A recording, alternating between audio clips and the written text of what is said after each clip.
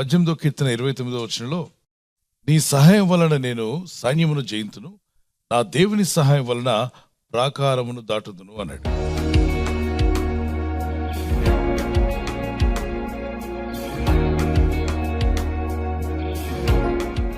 దేవుని సహాయం వలన అంటే అతను దాటగలుగుతున్నాడంట. ఏంటి? ప్రాకారం. నిజానికి ప్రాకారాలు ఎక్కడ చూస్తుంటారు మీరు? ప్రాకారం అన్నప్పుడు ఏం గుర్తొస్తుంది మీకు? కోట. ఈ రాజులు కట్టుకున్న కోటలు, కోట గోడలు అవి చాలా పెద్దగా ఉంటాయి. స్థిరం అంటే చాలా వెడల్పుగాను చాలా ఎత్తుగాను ఉంటాయి. ఎరికో గోడలు కూలిపోయాయని మనం వింటాం.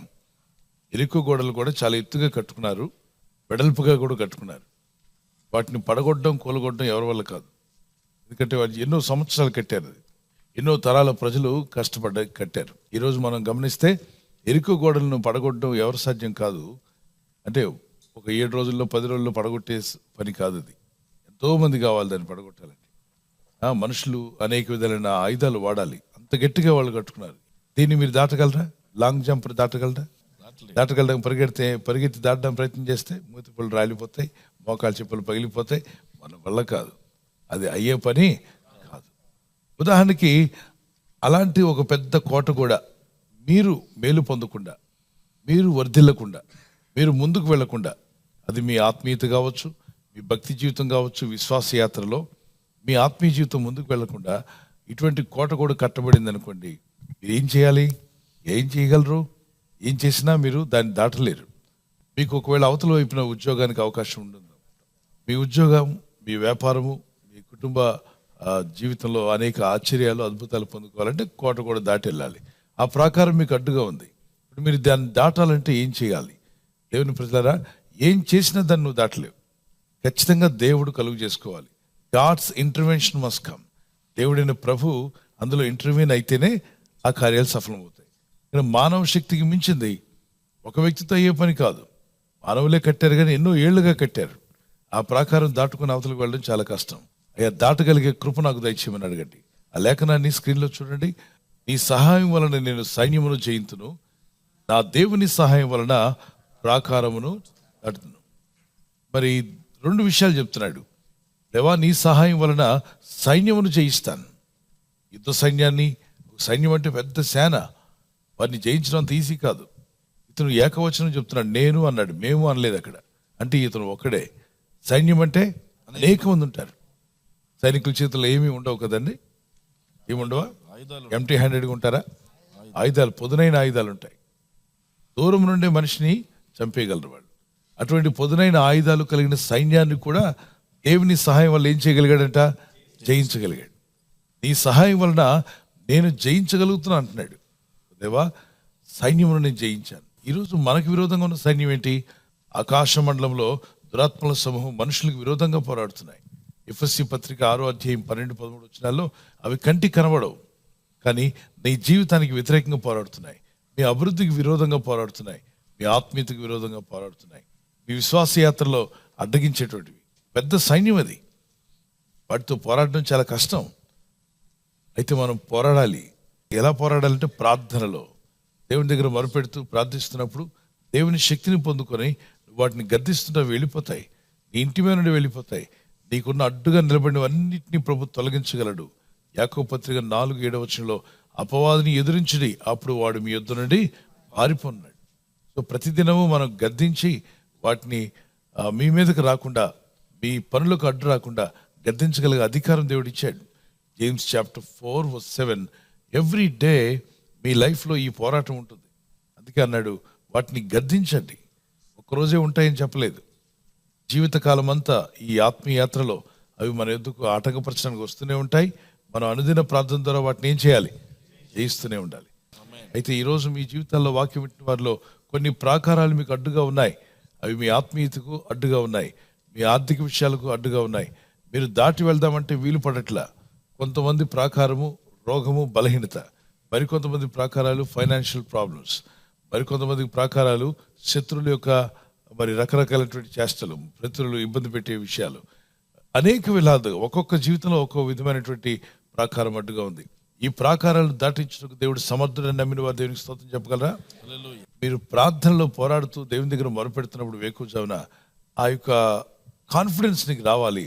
తప్పక నాకు ఎదురైన ఈ సైన్యాన్ని నేను జయించబోతాను, ఈ వ్యాధిని, ఈ రోగమును నేను యేసు నామములో జయిస్తాను. అది నువ్వు పలకాల్సింది.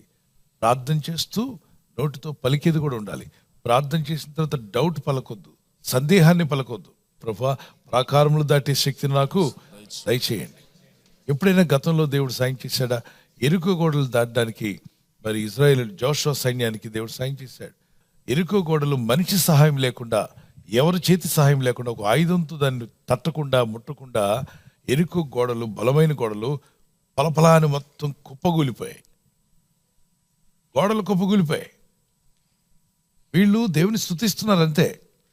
7వ దినమున 7 మార్లు చేస్తూ దేవుని స్తుతిస్తూ ఉండగా మనిషి సహాయం లేకుండా, ఒక ఆయుధంతో దాన్ని ముట్టకుండా వీరు గోడను ముట్టారా? ముట్టలేదు. గోడ దగ్గరికి వెళ్ళారా? పొలుగు పార వాడారా? ఏ మనిషి సహాయం లేకుండా గోడలు అలా మొక్క చెక్కలై పడిపోయాయంట. ముఖపోచినట్టుగానే జరిగింది. గోడ మొత్తం పడిపోయింది. అక్కడ ఏ ఏరియా అయితే వీళ్ళు దాటాలో ఆ ఏరియాలో పడిపోయింది. ఎరుక వాళ్ళకి భయం వణుకు పుట్టింది. వీళ్ళ దేవుడు సామాన్యుడు కాదు. వీళ్ళని ప్రార్థన చేసుకుందాం. మీ సహాయం లేకుండానే, మీ ప్రమేయం లేకుండానే దేవుడు మీ ప్రాకారాలను దాటించే కృప దయచేయునుగాక. ప్రార్థన చేసుకుందాం. వాగ్దానం పట్టుకుని, ప్రభా, నాకు కూడా కొన్ని ప్రాకారాలు ఉన్నాయి. అది రోగమైన, అనారోగ్యమైన, ఆర్థిక విషయాలైనా నీ జీవితంలో నువ్వు ప్రయత్నిస్తున్న ప్రయత్నాలు సాగకుండా అనేక పలు విధాలైన అడ్లు ఆటంకాలు ఉన్నట్లయితే ఆ ప్రాకారములు దాటించే కృప నాకు దయచేయమని ప్రార్థన చేసుకుందాం. పరిశుద్ధాత్మను దర్శించండి, ఆత్మకార్యములు జరిగించండి, నీ మేలులతో నింపమని అడుగుచున్నాం మా ప్రియ తండ్రి. ఆటంకముగా ఉన్న ప్రతి ప్రాకారాన్ని దాటే కృప దయచేయండి. అడ్డగిస్తున్న ప్రాకారములను దాటి ముందుకు కొనసాగుటకు, ఆత్మీయతలోను, భక్తిలోను, విశ్వాసంలోను ముందుకు సాగుటకు శక్తిని దయచేయండి. ఈ ప్రజలు చేస్తున్న ప్రయత్నాలు ఫలింపచేయండి. ఈ రోజు ప్రార్థించి ప్రయత్నించబోతున్న శంకుస్థాపన అయిన, గృహప్రవేశమైన, ఒక బిజినెస్ ప్రారంభిస్తున్నా, ఉద్యోగ ప్రారంభానికి వెళ్తున్నా, ఒక మంచి కార్యక్రమాన్ని ప్రారంభిస్తుండగా, నేను వారి బిడ్డల వివాహం కొరకు ప్రయత్నాలు చేస్తుండగా, వారు చేస్తున్న ప్రయత్నాలు ఫలించలాగున మీ దూతలకు ఆజ్ఞాపించండి. మీరు ఆజ్ఞాపిస్తే కార్యాలు జరుగుతానైనా. ప్రభు, ఎవరైతే అనారోగ్యం, బలహీనత అనే అంధకారంలో వారి జీవితం ఉన్నదో అటువంటి వ్యాధి రోగాలను వెళ్ళగొట్టి నీ వెలుగును ఉదయింపచేసి, నీ గాయపడిన హస్తంతో వారి క్రిటికల్ సిచ్యువేషన్ నుండి, వ్యాధి రోగముల నుండి, రోగ పడకల నుండి వారిని లేవనెత్తి స్వస్థపరిచి నీ సాక్షిగా వారిని వాడుకోనైనా. ప్రయాణం చేసి బయటికి వెళ్తున్న వారు మళ్ళీ తిరిగి క్షేమంగా ఇళ్లకు వచ్చేటకు సాయం దయచేయండి. మా ప్రయాణాల్లో నీ కాపుదలు ఇవ్వండి. ఎటువంటి యాక్సిడెంట్స్ కానీ, ప్రమాదాలు కానీ గురి కాకుండా నీ కాపుదలు యేసు నామములో ప్రతి ఒక్కరికి కలుగునుగాక. నీ ప్రజలకు అడ్డుగా నిలబడిన సమస్య అనే ప్రాకారాలను దాటుదుముగాక. నీ సహాయం ఎదుకొచ్చునుగాక. ఆశ్చర్యకరుడు నాయన, అద్భుతకరుడు, ఆలోచనకర్త, ఆ వ్యాధి రోగములనేటువంటి ప్రాకారాలు దాటింప చేయండి. వారికి అడ్డుగా నిలబడిన ప్రతి ప్రాకారము దాటుకుని వెళ్లే కృప వీరికి కలుగునుగాక. మహోన్నతుడా, నీకే స్తుతి, ఘనత, మహిమ చెల్లిస్తున్నాం మా ప్రియ తండ్రి. ఆమేన్. శోధనలు మనను చుట్టుముట్టినా, సాతాను అంబులెన్ని తగిలినా, శోధనలు మనను చుట్టి వచ్చినా, సాతాను అంబులెన్ను తగిలినా, భయము లేదు మనకిక, ప్రభువు చెంతనుందుము. భయము లేదు మనకిక, ప్రభువు చెంతనుందుము. యేసుతోటి విగాను వెడలను, యేసుతోటి విగాను పోదమా. అడ్డుగా వచ్చు వైరి గెల్వను, యుద్ధనాదముతో పోదమా. యేసుతోటి విగాను పోదమా. అడ్డుగా వచ్చు వైరి గెల్వను, యుద్ధనాదముతో పోదమా. నేడు బర్త్డే, పుట్టినరోజు జరుపుకునే వారికి happy birthday to you, many more returns of the day, God bless you.